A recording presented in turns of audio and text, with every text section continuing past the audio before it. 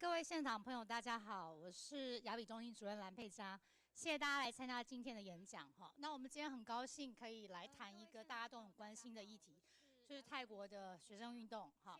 那我在把主持棒交给今天的主持人何明秀老师之前，我先跟大家预告一下，这个亚比中心在这个学期还有2场演讲，一场演讲是11月26号，比较台湾和韩国的这个移工政策，是政大政治系的前一群老师，然后还有另外一场是12月9号，好，是清大人类所的赖婉琪老师，好，他要跟大家分享的是他有关香港的这个女同志移工好的研究，好，那希望大家可以 follow 我们的脸书，然后注意演讲的讯息。好，那我就不多说哈，那我们就交给今天的主持人，台大社会系的何明秀老师。Okay, thank you all for coming here. Today we will have the pleasure to host a speech on democracy and protest right now. And our guest speaker, let me introduce her. She is Professor Janjira Sombatpoonsiri. Thank you. And she has many affiliations, and she is affiliated with Chulalongkorn University in Thailand. And right now she is also affiliated with GIGA, which is a premier area study in Germany. And right now she is a visiting fellow at Taiwan Foundation for Democracy. She will be here until before Christmas, right? So we are very happy to have her here. And she came here actually to study, to collect data on Taiwan.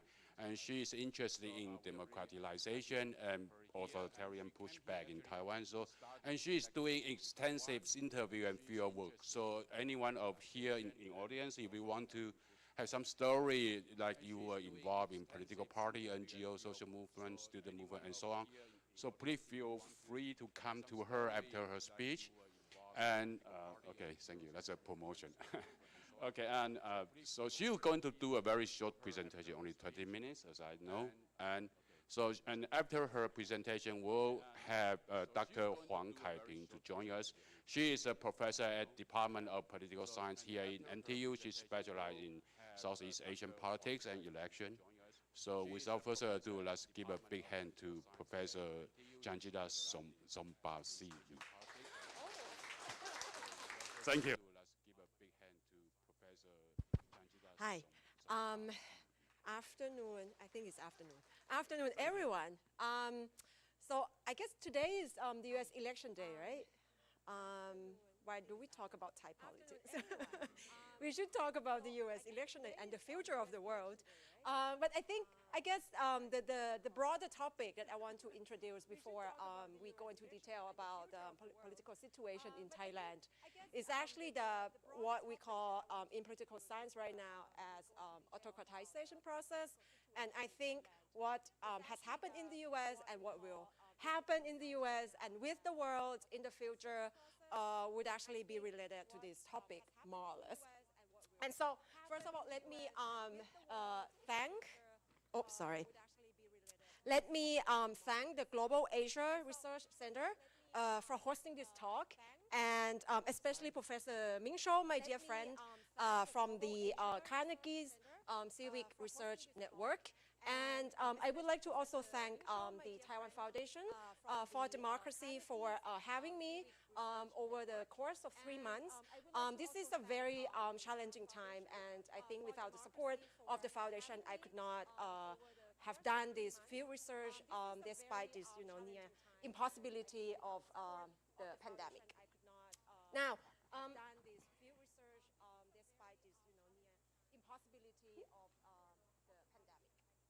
where's the computer that I should point to?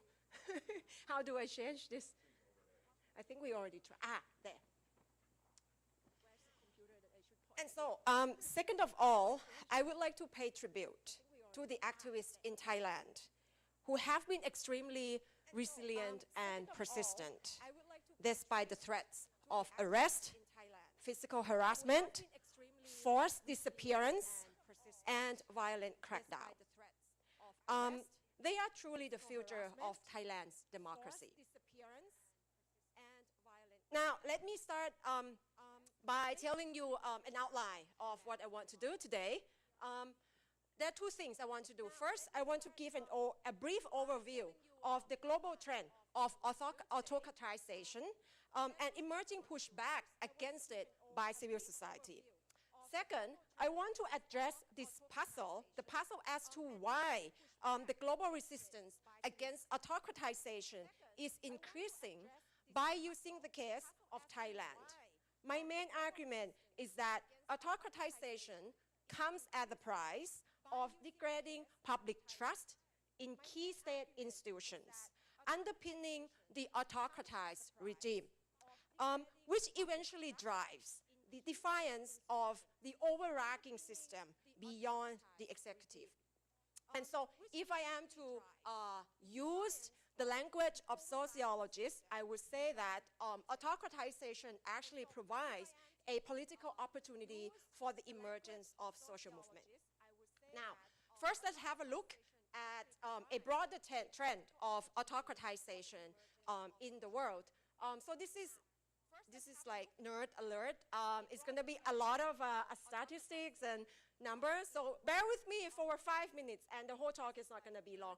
So what I want to do is I will throw out my arguments in the air, and maybe in the Q&A session we'll elaborate on my points, and if you want to know more about the current updates in Thailand, feel free. But right now, this is like nerdy talk, okay? So democratization studies have largely followed Samuel Huntington's thesis regarding waves of democratic surge, which identifies the period between the 80s and the 90s as the third wave of democratization that swept across Asia, Latin America, East and Southern Europe. Now, naturally waves are up and down, right? You know, as we see from this, from the ocean. And since the mid-90s, we have witnessed a decline in democratization. This has accelerated from the year of 2010 onward. With the year of 2017 marked as the first time when the number of countries undergoing democratic decline is greater than the number of countries that are democratized. So basically, as you can see here, this is the cutting point where the number of countries that have been autocratized is bigger as the number that is the countries that are democratized. So from 2 years ago onward, then the number of democracy is actually in decline. Now,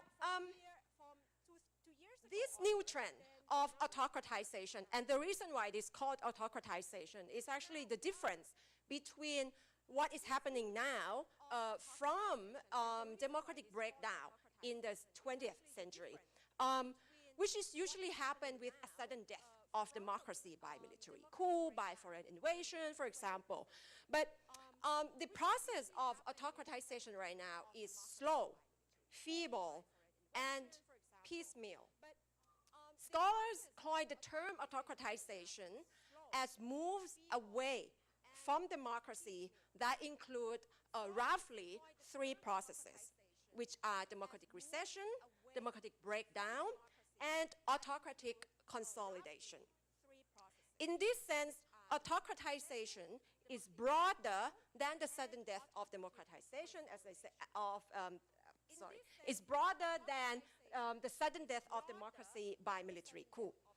And so typically, patterns of autocratization are such as electoral manipulation, as we will talk about more in Thailand, that happened in 2019 and actually happens all around the world. Executive aggrandizement or personalization of political power, subversion of horizontal accountability mechanisms, basically the use of the court and the use of a lot of checks and balance mechanisms to sustain executive rule.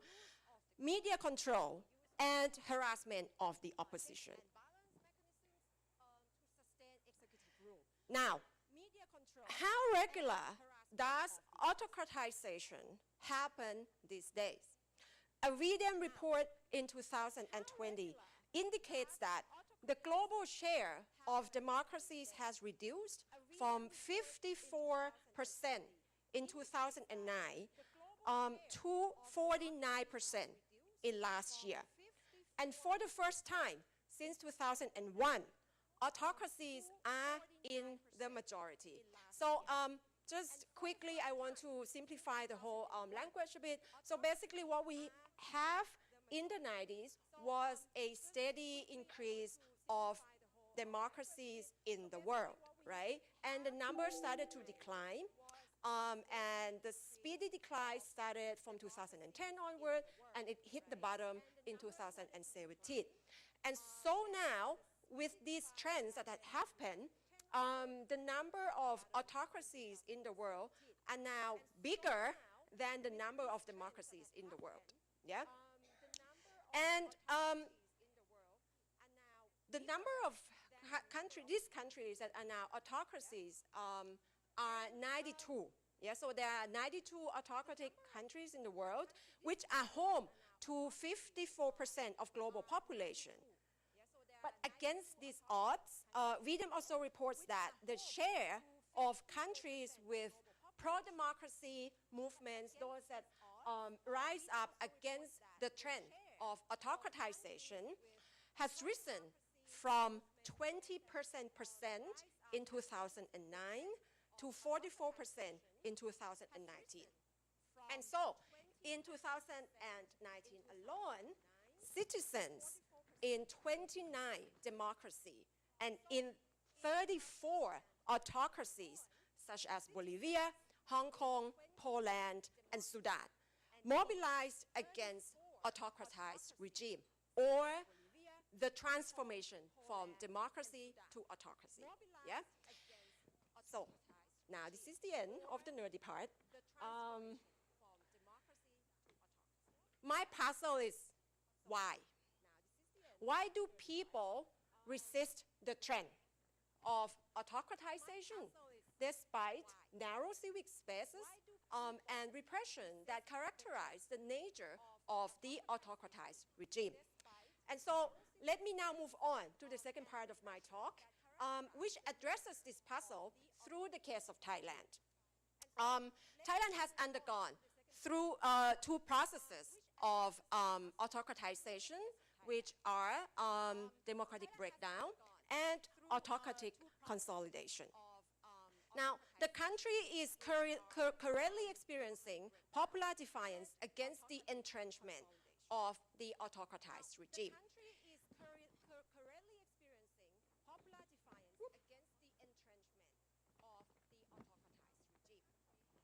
So I will not want to bore you with the whole history of democratic development and how Thailand is at the point where we are today. I just want to summarize and just kind of give you turning points of the history. Yeah? So Thailand's longest period of democratic rule took shape after the popular uprising in 1992, which prompted the country to join the global third wave of democratization. This change led to the establishment of one of the most democratic constitutions in Thailand. But from 2005 onward, the country was set on the path of democratic breakdown, which was marked by three clusters of events. The first cluster was the rift between the new and old elites that emerged in 2005 and morphed into military coup in 2006.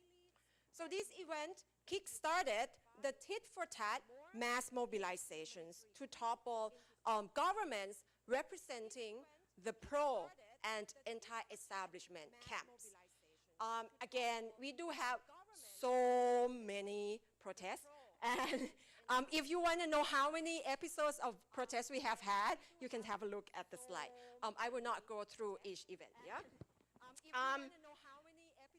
So the second cluster of events demonstrated how the establishment dealt with the political turmoil. Instead of relying democratic mechanisms, the establishment distrusted and bypassed them over and over again. This resulted in the occurrence of first anti-democracy protest, which was followed by military coup in 2014. Now, when the military coup took place, the army stepped in. For a lot of Taiwanese, the idea of having the military governing the country is very distant and almost weird. But we do have a lot of military coups in Thailand. I think right now the latest one is the 20th coup that we have. And each time the coup happened, the military would overthrow the constitution, like wipe out, and rewrite a new constitution, which is basically the creation of a new political order, yeah, or the order that they want to envision. Now, the military government in 2000 that lasted in 2014 until 2019 virtually dismantled all democratic gains from the 90s, yeah? And now here we are, the third cluster of the events. The military led the drafting of the constitution in 2016, which basically ensures its dominance in politics, even after the election, right? And with this, Thailand is entering the phase of autocratic consolidation. So now, as you can see, this is the first cluster of event that demonstrates the first wave of democratic breakdown in Thailand, and then the second breakdown. Then here we are at autocratic consolidation, and theoretically speaking, every time when democracy breaks down, the autocratized regime could entrench its roots more deeply each time. Yeah, and right now we at that stage that it could forever kind of entrench its legacies. Now, the protest part.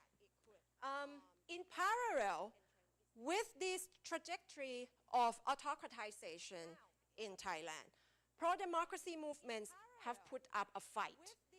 I want to highlight 3 episodes in which these movements have developed. The first episode emerged after the 2006 coup that I just mentioned as anti-coup networks, which comprised a number of pro-democracy civic groups and student associations. The networks overlapped with the Red Shirt movement that came into being in 2007 and intensified its activism in 2010. Red Shirt movement combined pro-representative democracy with anti-establishment agenda, which for the first time since the 70s challenged the hegemony of the military palace complex. Red Shirt's uprising that merged nonviolent tactics with vandalism was met with armed crackdown in 2010. The movement was uprooted, virtually uprooted, after the 2014 military coup. Nonetheless, the coup paved the way for the second episode of Thailand's popular defiance between 2014 and 2018. This was mainly spearheaded by student groups due to the imposition of several draconian laws, which I will detail in a bit. Anti-coup activism of students tended to be symbolic and small scale. And so what I want to highlight is that, so every time when there is an incident that shows that triggers democratic breakdown in Thailand, there is a movement resisting it, right? And at the beginning, this movement, you know, experimented, you know, they were small, they were cracked down on, but it's not, you know, it's not lost. So each movement gives birth to the next. That's the point I want to highlight. For instance, this is the second episode of anti-coup student groups. These are the examples of small-scale and symbolic activism that happened under the military rule. A small group of activists would gather and eat sandwiches while reading the book 1984. Some of you might have read that book during your high school, to remind the Thai public that our country had turned into the Orwellian state, the double speak. You don't have to look far, just look to your neighboring countries. The CCP govern China, you know, that kind of double speak. The fact that you cannot tell what you think in the public and you have to kind of use this coded language. Or they would raise the three-finger salute in public spaces to defy the military rule. So just for your information, the three-finger salute was adopted, that is now using widely in Thailand, was adopted from the Hollywood blockbuster The Hunger Games. Because of the narrow civic spaces under the junta, these civic pushbacks yielded little tangible results. But in the long run, they offer lessons for the current generation of pro-democracy movement in Thailand. Just to go back to that. So this is the latest episode of anti-establishment movement. The third and ongoing episode of the pushback started after the 2019 election, March last year, which was manipulated, as I said before, to entrench the power of the autocratized regime. This is why many Thais have mobilized to push for actual democratization beyond the electoral facade. Protests were first led by students who were angry at the Constitutional Court's dissolution of a new political party called the Future Forward in February this year. So this is before the COVID came down. Although these protests temporarily paused at the height of the pandemic in Thailand, protesters were back on the streets again from mid-June onward. In terms of organization, and this may interest many Taiwanese youngsters here, these young protesters follow the footsteps of youthful protests elsewhere in the region, including Taiwan and Hong Kong, by creating a decentralized structure with different groups working autonomously under the umbrella movement, which is now known as Kanat Rasadon or the Kanat Rasadon. I haven't thought about the English translation of that. Adam, you would be the expert. Is actually the People's Party, for now, tentative title, the People's Party. Then, in terms of tactics, the youngsters are very creative and tech-savvy. They have used nonviolence, humor, and social media to communicate with a wider public, convincing them that the struggle for democracy is not necessarily equated with public disorder, something that the Thai regime always claims. Yeah? And so joining a protest can be entertaining, such as this, can be entertaining, inclusive, and empowering. Ultimately, young activists have also come up with an effective tactic to deal with the repression. They often Facebook Live police arrest of activists, use Twitter to mobilize protesters in front of the police station when their friends are taken, and put pressure on the court to drop the cases. So I think, like, before we go back to the previous slide, right now, from January until October this year, there have been so far, and this is not an update number, the update number is 250-ish events, protest events, across different provinces in Thailand, yeah? And this is by the mob data in Thailand. This is an initiative by the Amnesty International in Thailand, who, aside their many works that are already done on the ground, they managed to gather data about protest events in Thailand. Now, these are some examples out of these many protest events. And sometimes, because the organization is very diverse, we do have so many kinds of social movements. joining the umbrella movement. Some of them are LGBT groups, some of them are labor, some of them are NGOs. So it's just not only students. And so sometimes just to light things up a little bit, so we have like drag protest, just to, you know, change the atmosphere of the protest, make it less boring. And yeah, and of course the three-finger salute is one of the, of course, the icons of the protest. Now, last part of my first round now. The three episodes of civil resistance with the ongoing protest being the most explosive and expansive have occurred despite, and I would highlight, because of the autocratizing processes that the regime put in place. The question as to why is this happening? Why are we resisting despite everything, right? I would like to kind of address the question of why by arguing that these processes propel popular protest because they have created what I call a systemic crisis that erodes public trust in several state institutions. This explains why protesters demand the overhaul of the system, not just the executive. First, the regime relies on lawfare. I didn't write it down here, but lawfare is like warfare, but it just replaced the use of force with laws, right?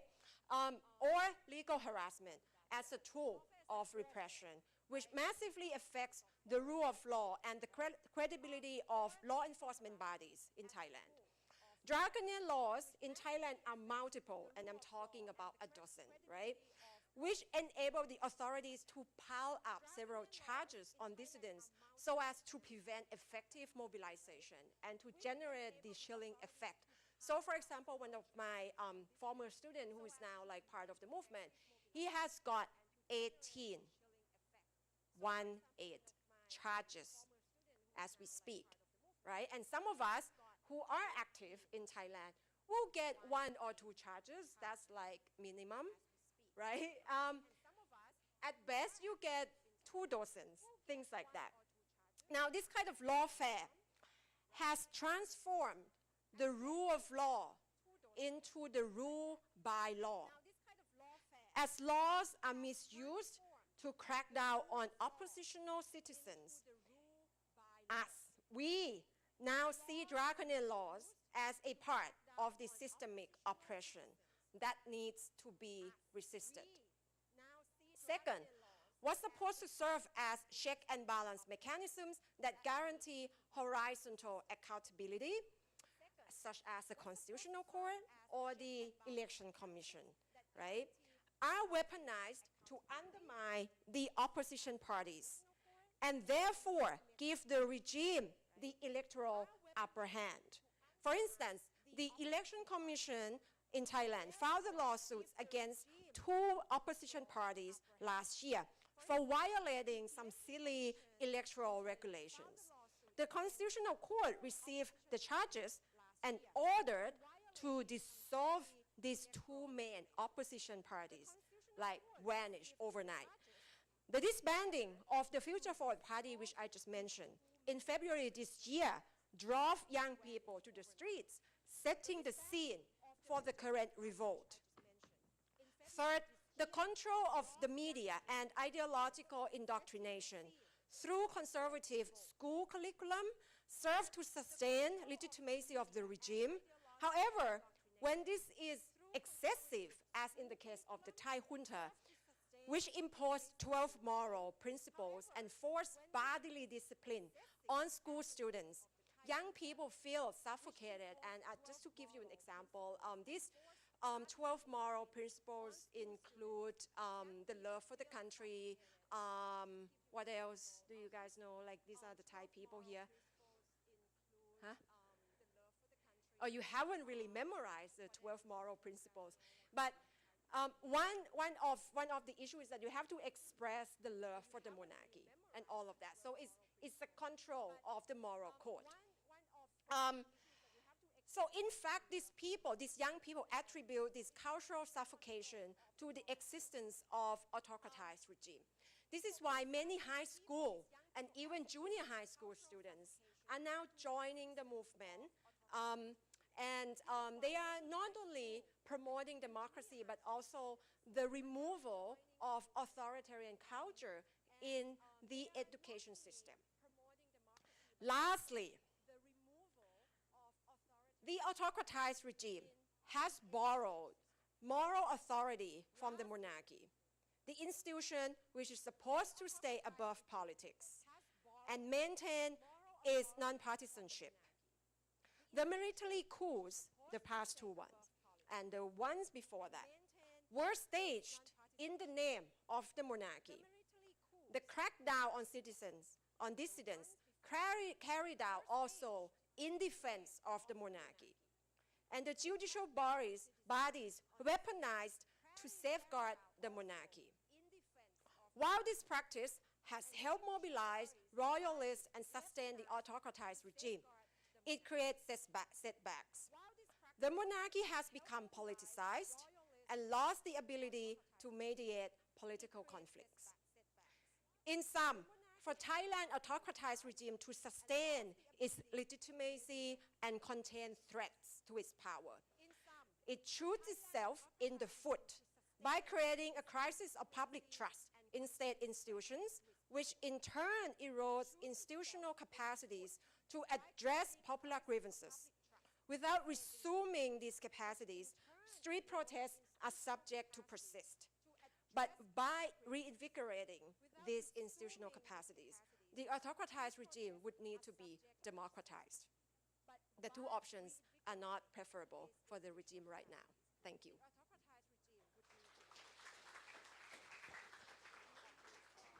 So now we'll turn to Professor Huang Kaiping for discussion. And then after her comment, I think I will give time to Janjira for response, and then open the time for floor Q&A. Thank you, moderator, and thank you, Professor Janjira, for this very interesting and informative presentation. I think a lot of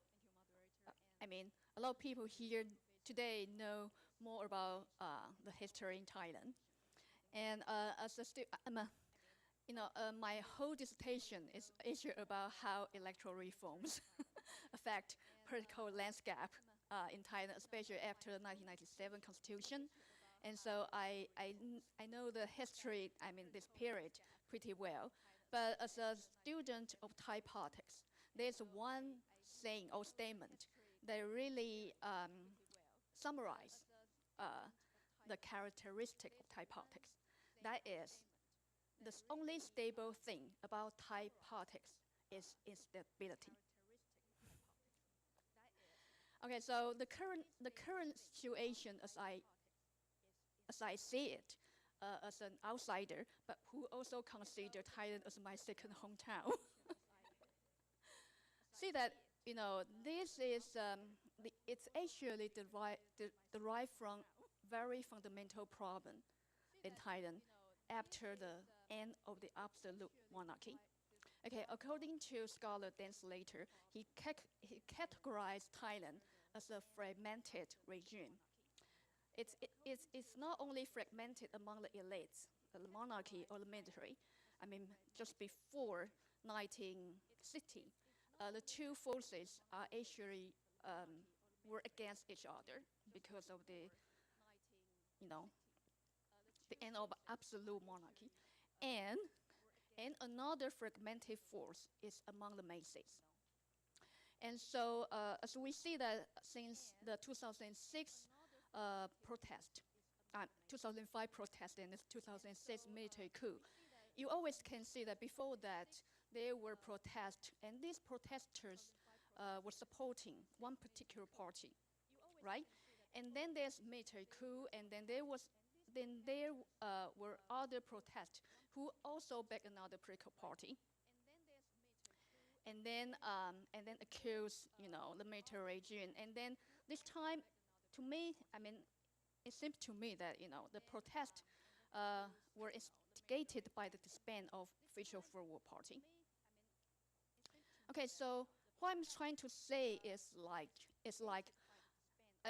this.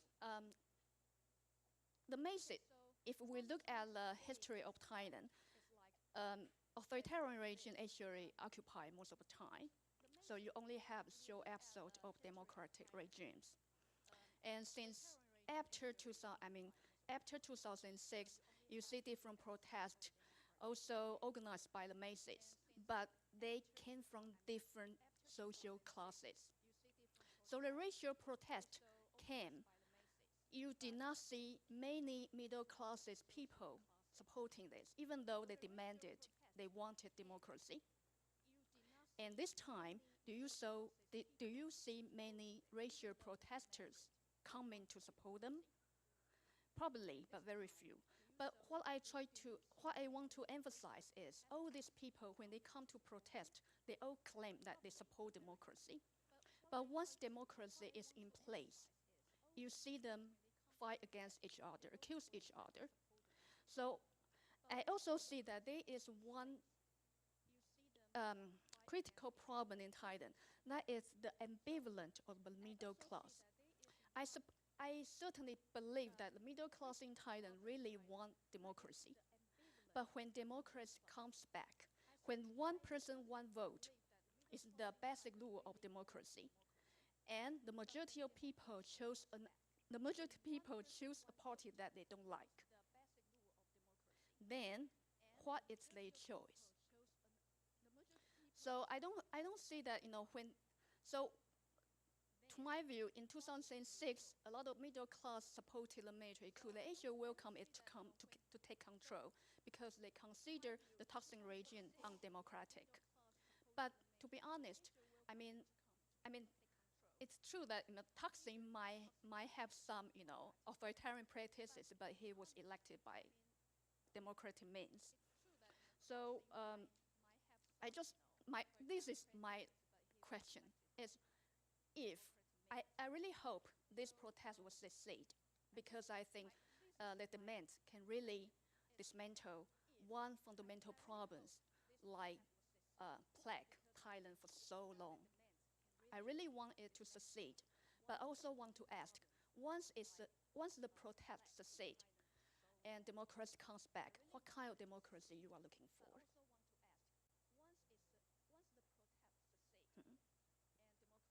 So that's my comment. So I get to respond. Okay. I think thank you, Professor Wang, for these very insightful comments. Let me address the second question first. What I just talked about rather looks at the conditions of the protest, and I think you kind of extend that scope of my talk to kind of look at the outcome of the current protest. And I think if you ask a lot of Thais right now, no one knows. we hope that it will turn out well. But just to address your concern, I think that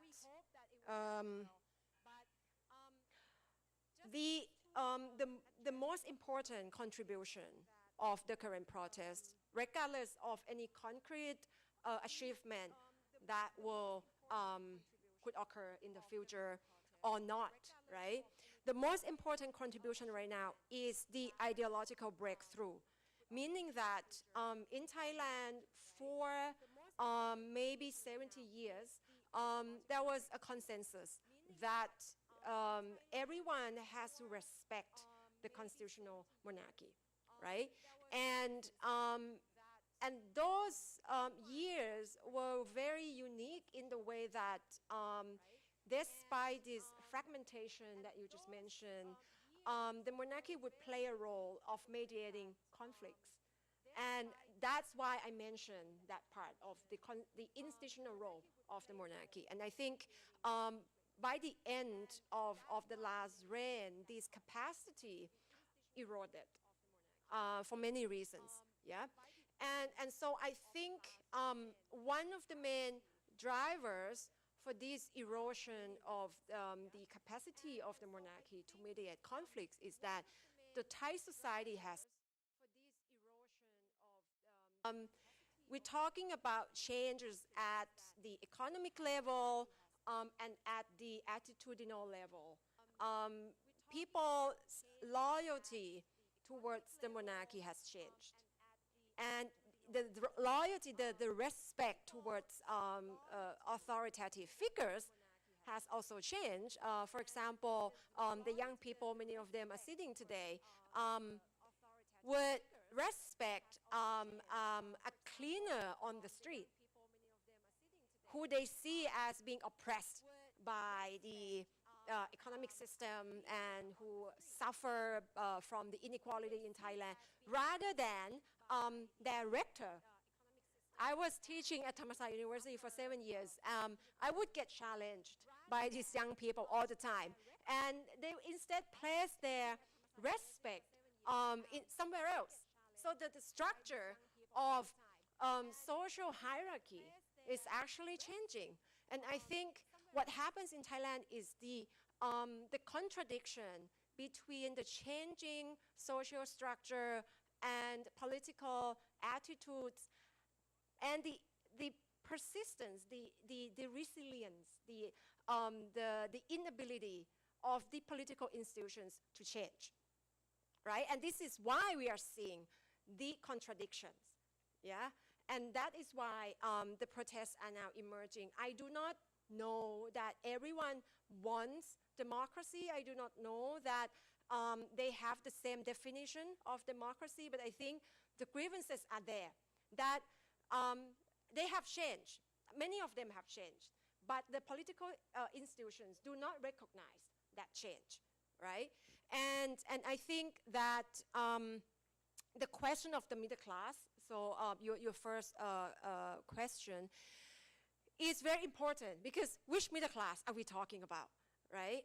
We have old middle class, the ones who supported the 1992 uprising for democracy, right? But now we are witnessing the emergence of a new middle class, which are startups, which are these freelancers, young people who see themselves in a completely different position than their parents, right? And so the discourse of protesters highlights freedom, highlights autonomy, highlights decentralization, and I think partly based on this economic aspiration that they want to be fully equipped to join, you know, the global economy, the new middle class. And I think the kind of the discrepancy between the old middle and new middle class should be taken into consideration. And this also applies to the red shirt movement. The red shirt movement is not the movement of the poor. Red shirts in Thailand are former supporters of Thai political party, and of course they were driven to Thaksin Shinawatra, who was the leader of political party, because I mean, if I am to use the discourse of the existing middle class royalists in Thailand, I would say that they're driven by populist policies of Thaksin, right? But if I am to use the language of left socialist political economists in Thailand, I would say they are driven by the welfare provided by Thaksin. So, I mean, regardless of what the language you use, I think we have to acknowledge that red shirts are emerging middle class from the grassroots that want to climb up the social ladder. They want to have things like the old middle class have, right? They want to have computer, they want to have mobile phones, they want to have cars, right? And the middle class, the old middle class kind of look at them and like, who are you? Why do you want the same things that I have, right? And I think this kind of the rift within middle class is now emerging not only in Thailand, but in the US, for example. The Trump supporters are not only working class, but also parts of them are middle class, who have been kind of excluded or kind of get jealous by the new middle class. And I think we have to acknowledge this kind of, differences within the middle class. Yeah, so that's my response. Yep. So it's time for forward question. And as far as I know, we are not going to